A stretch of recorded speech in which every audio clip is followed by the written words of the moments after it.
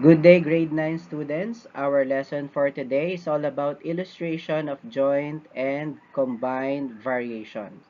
So we are done with direct and inverse variation, and I hope you already watched the video for that previous lesson. So let's proceed to this lesson. Okay, so let's start. Joint variation. Joint variation is a type of variation in which one variable varies directly to the product of two or more variables.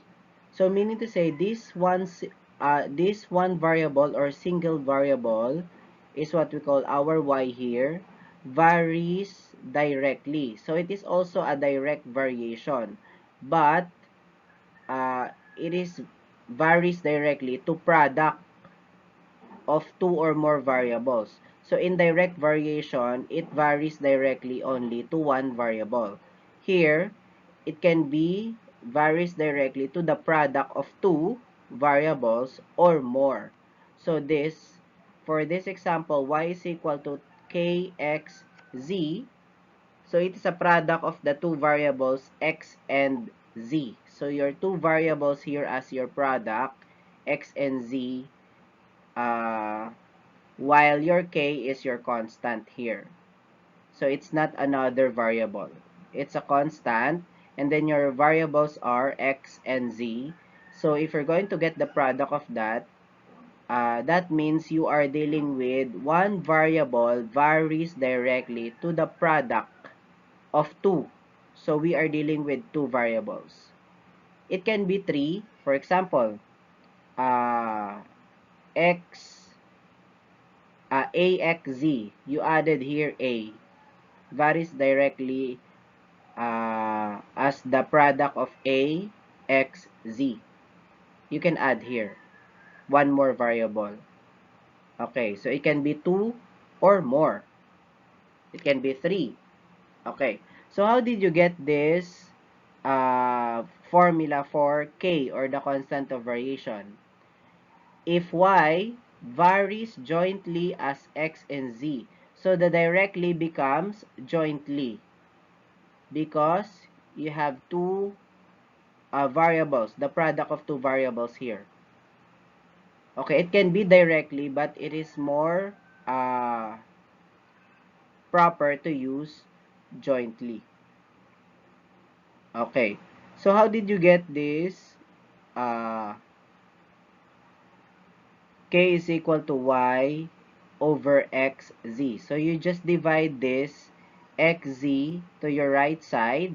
So it will be cancelled out. Then at the left side also, XZ. So this will be the outcome. Divide both sides by XZ. So for example, the area of a triangle varies jointly as its base B and the height H. So we use here joint variation. Okay, so in symbol, okay, using this picture, we have here a triangle and the base is 4 for the first triangle. Base is 4, height is 3, and the area is 6. So this is your given for this figure. And then for this middle triangle, your base is 7, height is 4, area is 14. And then for this third triangle, your base is 5, height is 6, area is 15. Okay, so how do we represent this into mathematical equation? So the area is equal to KBH because you have the area A, this is your A, varies jointly, so equals K, and then the product of the base and the height. That's why you have KBH. So your Y has been replaced by A, and then your X, Z has been replaced by B and H. So these letters can be replaced by any letters in the alphabet. It depends on the usage of the letter. Kung anong ginamit dyan sa example nyong letter. Yun ang gagamitin nyo sa variation, mathematical equation. Okay. So, ang area natin ay kbh. So, divide both sides by bh. Like what happened here. Divide both sides by xz to get the value of k. So, this is now cancel. Divide both sides by bh. So, the outcome is k. So, this is now k only. K is equal to area divided by the product of the base and the height. So, that's your k. So, how do we solve for k? From these given examples here. So, let's use this one, the first one. Let's substitute the base for height 3, area 6. What's the k for this? They should have the same k because k is our constant. Constant mean hindi nagbabago. So, same values dapat ang lalabas dyan. So, try natin. So, k is equal to, ang area natin, pinalitan natin ng 6 kasi area divided by base times height. So, 6 area divided by, the base is 4 and the height is 3. So, it becomes 6 over 12. And you can lowest term 6 over 12. It is equal to 1/2. Divide both sides by, divide the numerator and the denominator by 2. By 6 rather. So, 6 divided by 6, 1. 12 divided by 6, 2. So, the lowest term is 1/2. Okay. So, your k is 1/2 for this first triangle. What about for this second triangle? So, your area is 14. Substitute 14 divided by or over, base is 7, height is 4. So, base times height, 7 times 4. So, it becomes 14 over 28. Okay, lowest term, divide numerator and denominator by 14. So, 14 divided by 14, 1. 28 divided by 14, 2. So, it is still 1/2.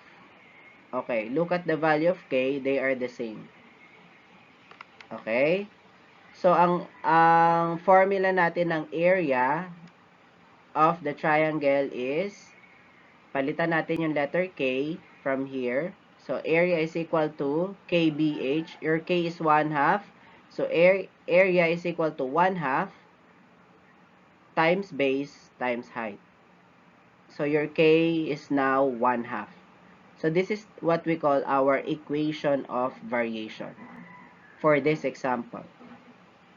Na kung saan, napalabas mo na yung k. Equation of variation na natin yun kung napalabas mo na yung k. Okay? Next. Okay, combined variation. From the word combined, meron kayong pagsasamahin na variation. So, it is a combination of direct and inverse variation. So, pagsamahin natin yung direct tsaka inverse. Okay, that is, if y varies directly as x and inversely as z, then in mathematical symbol, y is equal to kx over z. So, dito may varies directly ka na sa x. So, ito yon, y is equal to kx. Pero may inversely pa siya na z. So, may over z siya dito. Pag inverse kasi over sa ating mathematical symbols. Okay, so paano nakuha tong k? Okay, so I'll explain that here. So, example. So, paano nakuha yung k dyan? Kuha tayo ng isang example. The speed of a car varies directly as its distance d traveled and inversely as the time of travel t. So, ang gagamitin nating letters S, D, T. Okay, so in mathematical equation, it is S stands for speed, varies directly, so you have equals KD. Dito siya directly. So, pag directly, product. K times D. Okay, pag inversely, quotient. sa baba siya. So, saan siya inversely? Sa letter T. So, over T. Now, paano makukuha yung K? Okay, so dito, ibang letters ang ginamit. So, hindi lang yan nakafix sa X, Y, Z. So, dito, SDT ang ginamit. So, una, cross multiply natin to, yung denominator, sa T. So, magiging ST. So, T times S, ST, equals, copy nyo na lang to numerator, KD. Then, kailangan natin value ng K. So, divide both sides by D. Ayan. So, divide both sides by D. Cancel na itong D dito sa kanan. So, ano ang K natin? K is equal to ST divided by D or ST over D. So, cancel. So, K is equal to ST over D. Okay, that's how we get the formula for K. Same thing with this. Cross multiply for Y and Z. Naging YZ. Then, divide both sides by X. Kaya may over X doon. Ganon din ang ginawa dyan. Okay, so, yan po ang joint and combined. Okay, so which of the following phrases illustrate joint variation or combined variation? So I have here 5 phrases. Let's identify which among the 5 phrases illustrate joint variation or combined variation. So for the first one, we have the area of the rectangle to its length and width. So we have the area as area equals LW. So you have here the product of two quantities. The area is equal to the product of the two quantities. So if you have product of two or more quantities, we call that as joint. So your K here is 1. The constant here is 1. So length times width is your product of two quantities. So this is the area of the rectangle varies jointly as the product of length and width. So joint po ito. This represents joint variation. What about the time of travel T of a car to the distance and traveled to the distance D traveled and its speed R? So ang formula natin ng time ay distance divided by the speed. So if you have this kind of formula for time, if you can still remember the DST, distance is equal to speed times time, and time is equal to distance over speed. Okay? So, ang speed natin represented by R, hindi S. So, R ang ginamit dito sa problem na to. So, kung ano ginamit sa problem, yun gagamitin nating letter. So, time varies directly as the distance. Bakit varies directly as a distance? Ito, nasa numerator siya. So, ibig sabihin, KD. May K ka dito as 1. Sabihin natin 1. Constant natin na K ay 1. KD. And inversely as R. Bakit naging inversely? Kasi denominator. Pag inversely denominator. So, meron tayong direct. Meron tayong inverse. So, this is combined variations. Combination of direct and inverse. Okay, for the third one, the height of the cylinder to its volume and square of the radius. So, ang fixed formula ng volume ng cylinder, if you can search the area, ay the volume of the cylinder, ito po yung formula niya. So, alam natin na fixed formula to ng volume. Volume is equal to pi r squared times height. So, if you are looking for height, ano daw yung height compared sa volume tsaka sa square ng radius? So, isosolve natin tong h dito. So, paano matira yung h dito? Divide both sides of the equation by pi r squared. I-divide natin. So, magiging ganito siya. Ganito siya. Height. So, height na lang matitira kasi dinivide ng pi r squared. Dito din sa kabila, divided by pi r squared. Kaya, naging volume over pi r squared. Okay, so the height varies directly to your volume. KV. Sabihin natin may KV dyan. Ano? Yung K nyo pala ay 1 over pi. Andito na pala yung constant nyo. 1 sa taas, pi sa baba. So, 1 over pi ang ating K. Okay. Tapos, inversely siya sa square of R. Square of radius. So, direct siya sa volume, yung height natin, pero inversely siya sa square ng radius. So, ito ay combined. Meron ka ng direct sa numerator, tapos meron ka pang inverse sa denominator na R squared. Okay, so combined yan.